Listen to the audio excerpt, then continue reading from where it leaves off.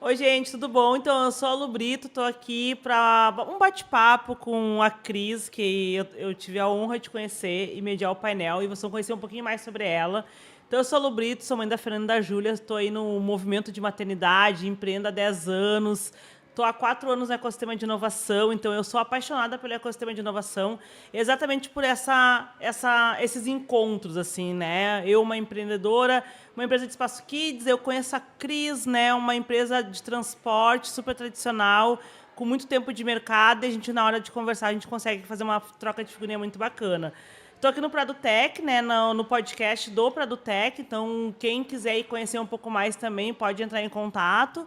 Então eu vou seguir aqui conversando um pouquinho com a Cris e vou pedir primeiro para te apresentar para o pessoal que está nos acompanhando, quem é a Cris, CPF, que nem a gente fez lá no painel. Tá bem. Primeiro eu preciso dizer que eu sou super fã do Despertar, exatamente pelo mesmo motivo, Lu, que é de a gente estabelecer esse relacionamento com as pessoas, de conhecer outras realidades, né, em outras profissões e outros segmentos. Eu sou Ana Cristina Pastro Pereira, tenho 44 anos, sou casada há 14 anos com o Greg, temos 2 filhas, a Teodora de 9 anos, a Maitê de 7 anos. Sou apaixonada pelo pádel, jogo torneios estaduais, brasileiros, pan-americanos, mas é tudo amador, não sou profissional, mas é onde eu libero as minhas toxinas do dia a dia. Então, não viveria sem esse esporte. É algo que me faz muito bem e que sou muito incentivada pela família também. Muito bom. Esporte. Eu tenho jogado vôlei às quintas-feiras, tenho feito muito bem assim, o esporte. Realmente, a gente vai ali, libera, né? Toda semana vai ali jogar um verdade. vôleizinho. Então, agora a gente falando um pouquinho da jornada, da história, né? Conta um pouquinho da Sogil aí. Eu, como uso muito transporte público, a gente vê passar. Depois que eu te conheci, eu fiquei olhando um pouco mais. Eu disse, nossa, tem a Cris por trás. Conta um pouquinho da história da empresa e da tua história também ali. A Sogil iniciou em 1954, então amanhã nós estamos completando 71 anos. É uma empresa que hoje tem 916 colaboradores. Estamos na 3ª geração, então temos essa grande preocupação de que normalmente 30% das empresas familiares sobrevivem, né, chegam até a 3ª geração, e para passar da 3ª para a 4ª apenas 7%. Então tem uma grande preocupação com relação a isso, um olhar especial. A Sogil, quando iniciou, eram 16 sócios, e esses 16 sócios, cada um tinha o seu próprio ônibus. Então, não tinha o que nós temos hoje de as pessoas terem multifunções. Ou tu é motorista ou tu é cobrador, tu não pode ser as duas coisas, né? Hoje, a gente pode ter um motorista que cobra. Porém, o motorista naquela época, ele dirigia, ele também era cobrador, ele era mecânico do seu próprio ônibus e, por ser sócio da empresa, ele era proprietário daquele ônibus que ele estava utilizando. Então, uma realidade totalmente diferente da que a gente vive hoje. Hoje são 2 famílias que são sócias, 50% e 50%. Meu pai é um desses sócios, por isso, então, eu sou herdeira e também sucessora. Estando aí nessa 3ª geração, precisei buscar um espaço num segmento tão masculino, tão conservador, onde, felizmente, hoje nós temos 39% das lideranças são mulheres. Porém, quando a gente pensa no número de 916 colaboradores, apenas 12% são mulheres. Então, assim, o número de motoristas mulheres, se eu não me engano, está em 12 hoje. Também é um número ainda baixo.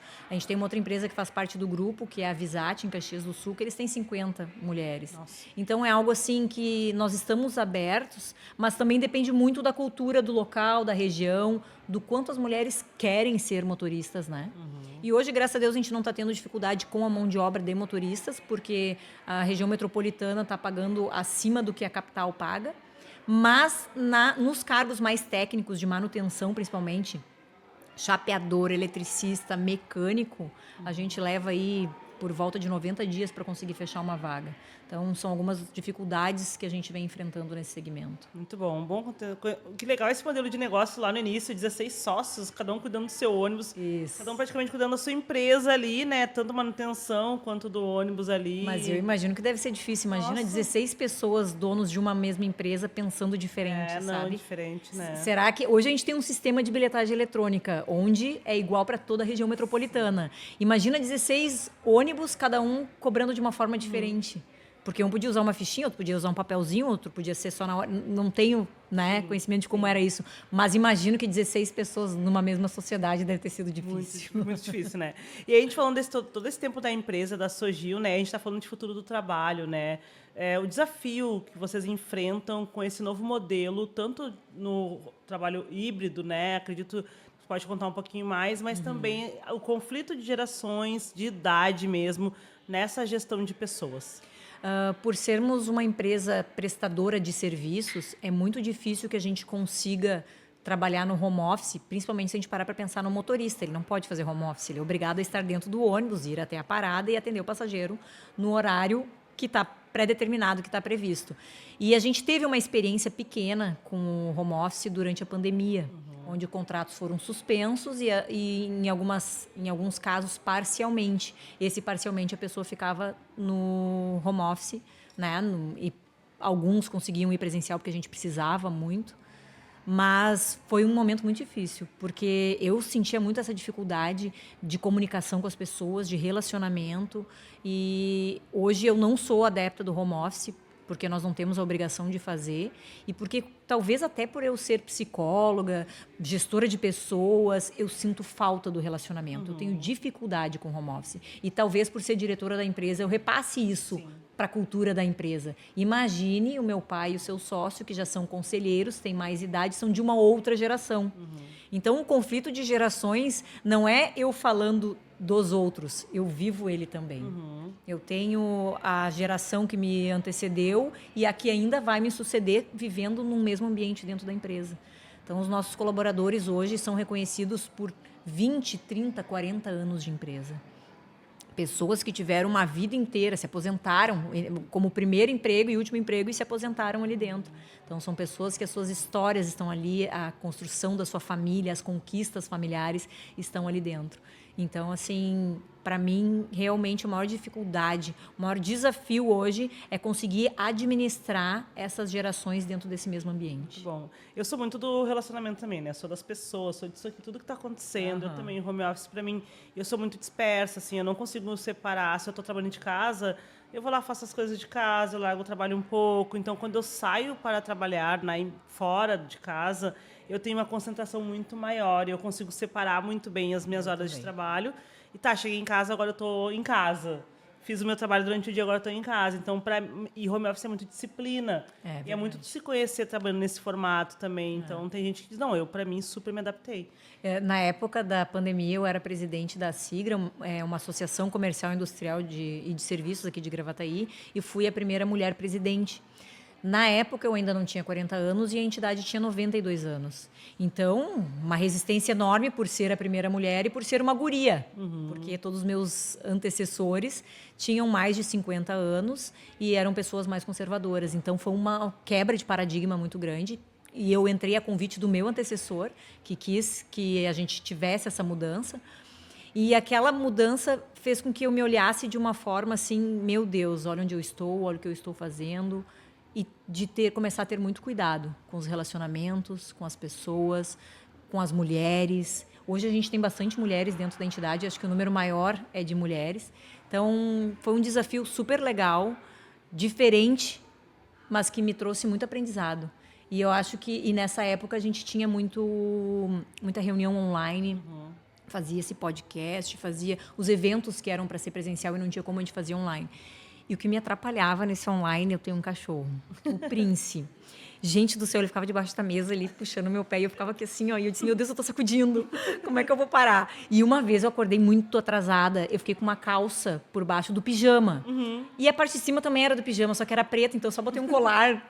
Gente, foi muito engraçada aquela situação. E as minhas filhas estavam dentro de casa, estavam dormindo nesse horário. E aí elas abriam uma porta e eu só fazia assim, ó. Sim.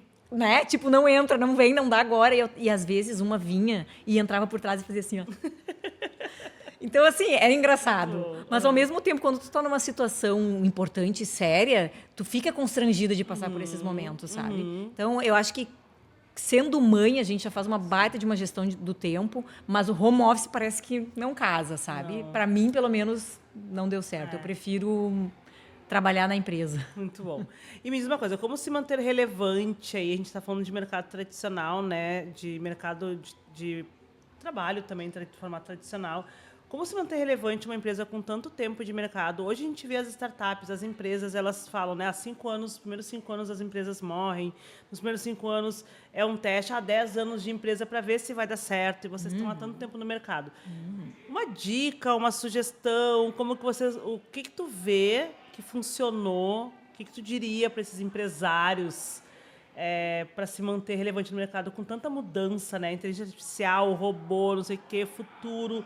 E a gente está ali na base ainda, pensando, estruturando essa base. A gente precisa estar sempre se atualizando e acompanhando, né, o que de inteligência artificial é possível para o nosso negócio, o que nos cabe.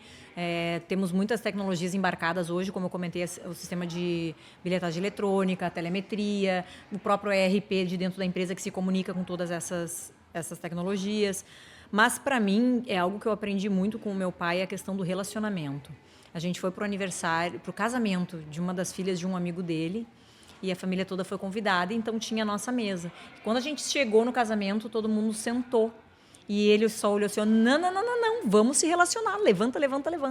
Tipo, ele nos desacomodou, dizendo que é importante vocês se relacionarem com as pessoas. E eu já tinha um pouco desse perfil, e quando ele fez aquilo ali, me bateu, sabe, de uma forma que, ao ser presidente da Sigra, eu aprendi a ter relacionamentos que antes eu não precisava praticar estando só dentro da empresa. Então, eu me afastei um pouco da empresa por esse período, eu não saí de lá, mas o meu tempo, né, era dividido. Ao retornar para a empresa, eu percebi uma mudança muito grande. Como a gente presta um serviço público, tanto municipal como intermunicipal, a gente tem relacionamento com os poderes concedentes. Prefeitura Municipal de Gravataí e Metroplan e Agergues, que é o intermunicipal. Então, eles regram muito o que nós devemos ou não fazer. Então, eu também preciso prestar um bom serviço para que haja um bom relacionamento. Então, por mais que as decisões muitas vezes vão ser técnicas ou políticas, o relacionamento com essas pessoas vai fazer toda a diferença na hora de tomar uma decisão. Então, eu continuo acreditando que é o relacionamento, que é a presença, a troca que faz a diferença numa empresa prestadora de serviços. Muito bom, muito bom. E tu falou também no painel ali sobre as mulheres se defenderem, né? A tua fala foi uma fala muito potente, né? Teve aplausos, porque ela trouxe uma fala, ela vou pedir para ela repetir aqui, se ela lembrar, claro. Não vai lembrar, óbvio. Mas foi muito importante o que tu trouxesse aqui pra gente, o que tu trouxe ali. Eu lembro muito bem, porque é algo que está muito presente na nossa vida. Ao final, né, a Lu estava nos direcionando ao final do painel, onde a gente precisaria deixar uma mensagem, uma visão do momento e para o futuro. E eu pedi que as mulheres se defendam, assim como os homens sabem se defender, né? Eles nem se conhecem às vezes, por causa de uma latinha de cerveja, o cara diz, não, ele estava comigo. Mentira, ele nem estava, mas eles estão lá se defendendo, eles são parceiros uns dos outros. E as mulheres, ao invés de olhar, dizem, nossa, Lu, como tu tá bonita. Eu olhei hoje para a Sansa, ela estava com um vestido lindo, eu disse para ela, por que tu não ficou com esse vestido e tu estava com esse casaco o tempo inteiro? E ela, ai, não fiz isso. Então, são coisas assim, ao invés das mulheres terem essa prática, eu passei a fazer isso como um exercício, sabe? Sem que fosse falso, porque eu também não vou elogiar se eu não considero verdadeiro. Mas, que a gente faça isso como uma prática, porque as mulheres, eu achei que ela era bem mais bonita do que ela é. Então, elas ficam se boicotando ou tirando o tapete da outra. Ao invés de se unir, vamos ser fortes.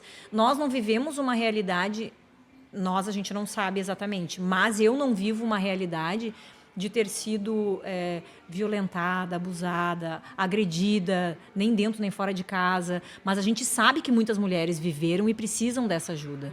Então, se eu não ajudo aquelas que estão do meu lado, como é que eu vou chegar e fazer um trabalho social que tenha realmente um resultado? Eu acho que a gente tem que olhar mais para as mulheres. E eu não estou falando de feminismo, porque eu não sou feminista, mas de a gente ter os espaços, como disse a Soraya no início, iguais.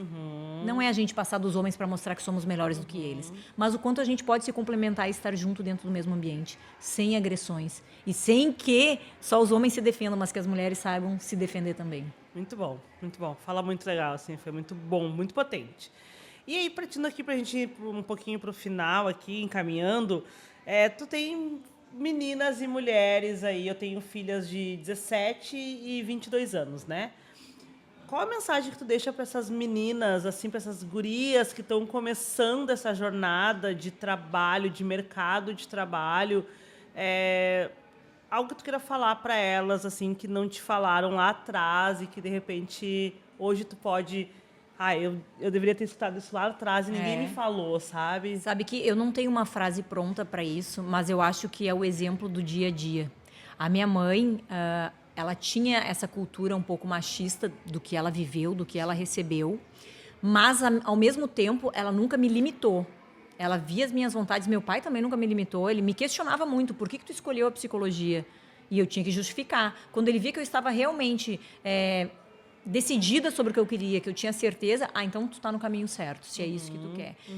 E uma vez a gente estava na praia, a gente passa sempre o Natal com a minha mãe e o Réveillon com meu pai, porque são separados. E uma vez na praia, eles estavam colocando aquele reboque cheio de fogos de artifício para a beira da praia, para estourar e fazer os fogos do Réveillon. E a minha filha mais velha, a Teodora, estava junto com a Ana, que é uma amiga nossa que estava lá, e disse assim para ela: por que só os homens estão carregando esse reboque?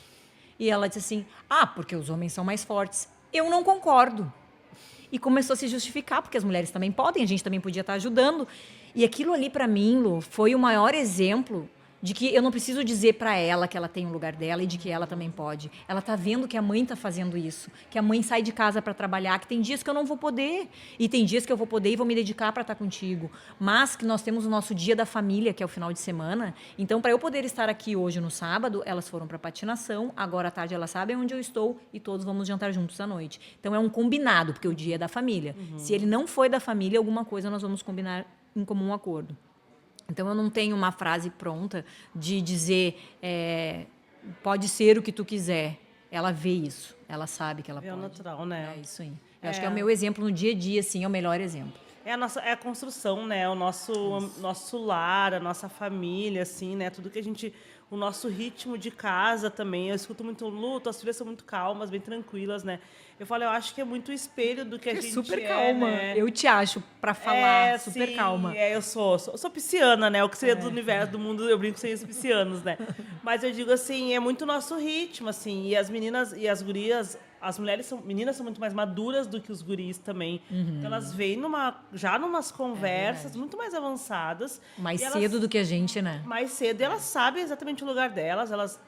Realmente isso. Eu posso ir lá também, porque eu posso trocar uma lâmpada, mãe. Porque eu também tenho essa habilidade para trocar uma lâmpada. Então, elas estão vendo isso. Que bom, né? Que tem isso ao natural. Não precisa a gente ir lá e quebrar o que a gente passou, mas hoje elas conseguem ao natural, né? É verdade. Então, eu queria te agradecer, queria que tu deixasse talvez uma mensagem, queria falar alguma coisa para o nosso fechamento, algo sobre eventos, sobre mulheres, sobre trabalho. Fica bem à vontade, só para deixar assim, o pessoal que está te assistindo. Mulheres, defendam-se e participem de eventos como o Despertar, que são promovidos aqui no Prado Tech, Instituto Caldeira, entre outros lugares, no NAU, agora vai ter um outro evento na quarta-feira. Então, participem destes momentos pelas trocas, pelo relacionamento que a gente cria e estabelece com as pessoas, que às vezes a gente nem sabe, mas lá na frente a gente vai precisar um do outro. E eu tenho a dica de exatamente isso, conexões, gente. Eu acredito muito em conexão, a potência de se conhecer, de relacionamento, de estar nos lugares, nos ambientes, mas venham para se conectar de verdade. Saiam de casa com esse objetivo sempre estratégico. Quem vai estar naquele evento, com quem eu quero conversar, com quem eu quero me conectar. E se aproximem de pessoas, porque a gente está falando de pessoa para pessoa, né? Então, acho que venham de coração aberto, venham com esse objetivo e acompanhem o Despertar também, que a Karine está fazendo um trabalho incrível, toda a curadoria também do evento. Está na 3ª edição, eu estou participando desde a 3ª edição e eu acredito muito no evento para Porto Alegre, para o Rio Grande do Sul e para Gravataí, que está fomentando aqui agora também as empresárias e empreendedoras aqui. Então, fica aqui meu convite, 16 de agosto, próximo evento Despertar da Inovação. Então, acompanhe tudo nas redes, tá bom? Até breve. Até mais.